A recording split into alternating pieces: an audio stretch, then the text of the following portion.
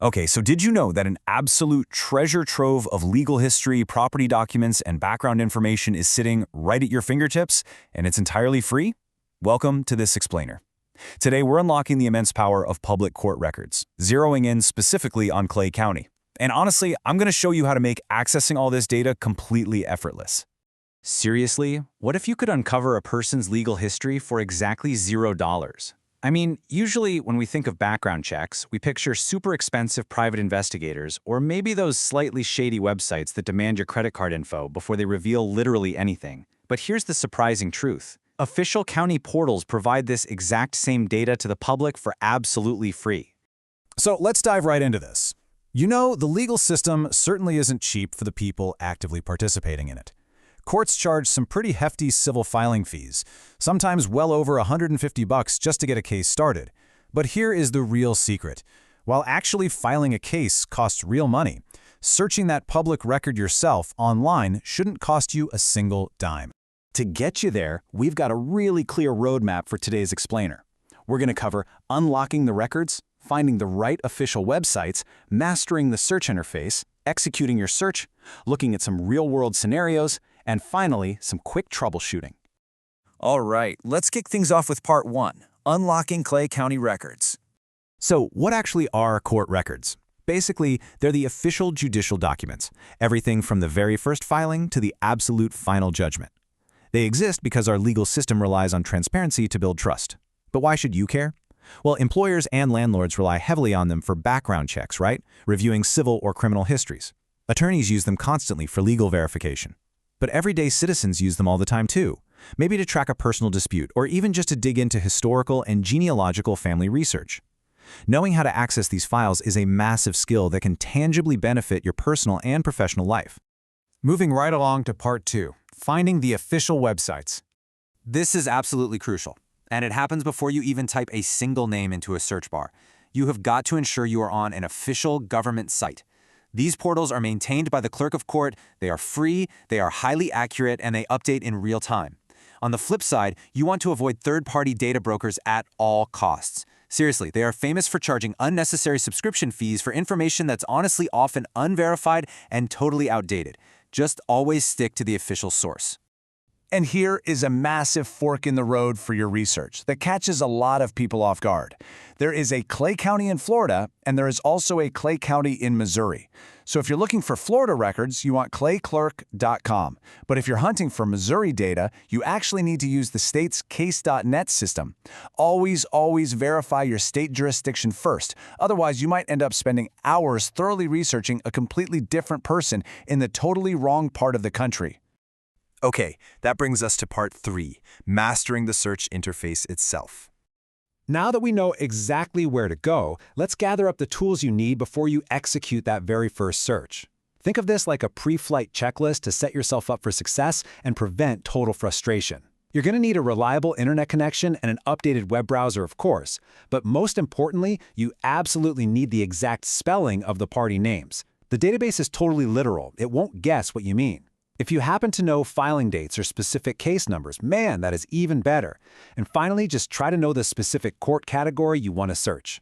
Speaking of categories, here is what you can actually find in these systems. You've got civil case files, which cover things like business contracts and property disputes. Then there's criminal and felony records. That's going to be your charges, indictments, and sentences. Family law and probate handle the really sensitive matters like divorces, child custody, and estates. Oh, and you'll also find traffic and municipal violations in there.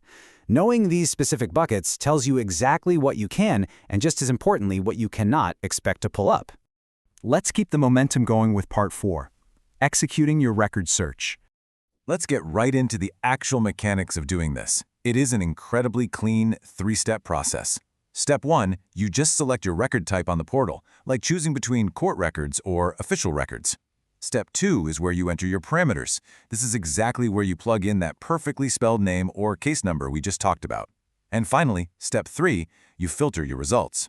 If you get way too many hits, just use a date range to narrow things down. Simple as that. Now, once you hit that search button, you are going to be staring at a lot of data. So the crucial point here is understanding the term docket entries. Basically, docket entries are the chronological logs of all events, filings, and hearings in a court case. Honestly, reading a docket is a lot like reading the timeline of a lawsuit. Grasping how that timeline flows is the absolute key to interpreting your search results properly. All right, let's jump into part 5, real-world search scenarios. Let's ground all this theory in some really practical, real-world examples. How do you actually use this stuff? Well, you can use this skill to check a general contractor's civil lawsuit history before you hand them thousands of dollars to remodel your kitchen, right? Or you can verify property deeds and liens before buying real estate. You can even track historical family wills and probate, or confirm if a prospective tenant has a history of prior evictions. It's incredibly empowering information to just have at your disposal whenever you need it. Now, I do want to clarify one super small detail regarding the costs. While conducting the online search and viewing the digital docket is completely 100% free, if you ever need to request standard printed physical copies from the clerk, it usually runs about $1 per page. Also, if you need certified electronic copies, known as e-certify, that usually requires a small additional fee. But again, for just general online searching and viewing, it really is totally free. Which brings us to our final segment, Part 6, Troubleshooting and Legal Disclaimers. Look, not every digital search goes perfectly smoothly the first time. If you hit a wall, it's usually one of these common restrictions. Sometimes portals just experience temporary timeouts. If that happens, literally just refresh the page. If you're getting 0 results, definitely double-check your spelling. Honestly, just one wrong letter ruins the entire search. Also, keep in mind that state law fiercely protects certain privacy rights. You're generally going to have restricted access to juvenile cases, and family law or adoption documents are almost always sealed by a judge. So don't be surprised or frustrated if a system flat-out blocks you from those really sensitive files. And before we wrap up, here is our official disclaimer, which is incredibly important to keep in mind. The information provided in this explainer is absolutely intended to be accurate and helpful, but it does not constitute legal advice. While it's amazing to empower yourself with public records, using an educational tool like this is definitely not a substitute for professional legal counsel. Always seek out a qualified attorney for complex legal inquiries, or if you need to officially verify your findings for an actual court proceeding. We have covered a lot of great ground today. And now, with the immense power of the public record sitting right there at your fingertips, the real question is, what will your very first search reveal? Go ahead, open up that portal, apply these steps, and start exploring the fascinating legal history hiding in plain sight in your own community. Thank you so much for joining me on this explainer, and happy searching.